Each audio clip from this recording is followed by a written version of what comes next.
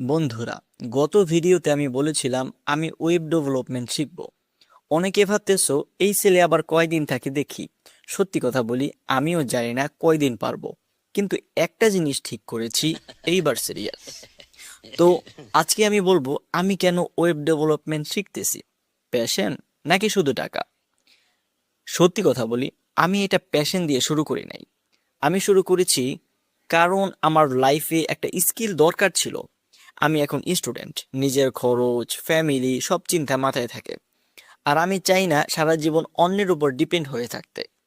যদি আমি কোনো স্কিল না শিখি, তাহলে আমার লাইফ একই জায়গায় ঘুরতে থাকবে।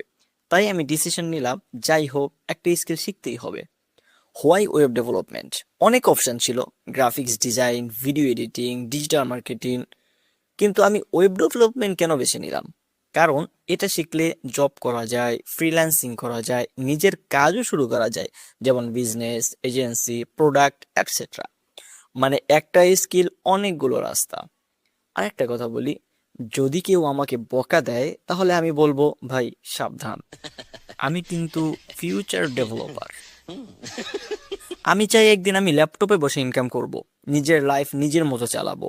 আর তখন আমি এই ভিডিওটা দেখে বলবো, এটাই আমার ছিল শুরু। আমি এখন শূন্য থেকে শুরু করছি। তোমরা যদি আমার মতো হও, কিছুই পারো না কিন্তু কিছু করতে চাও, তাহলে পাশে থাকতে পারো। আমরা একসাথে নুব থেকে ডেভেলপার হব। আর হ্যাঁ, আমার এই প্লেলিস্টের উদ্দেশ্য, আমি যা শিখবো সেটা আমি এখানে রেখে দিব। এতে যদি কারো সামান্য উপকার হয়, এটাই আমার জন্য যথেষ্ট। আর যদি কেউ আমার সাথে শিখতে চায়, তাহলে আমরা একসাথে শিখবো,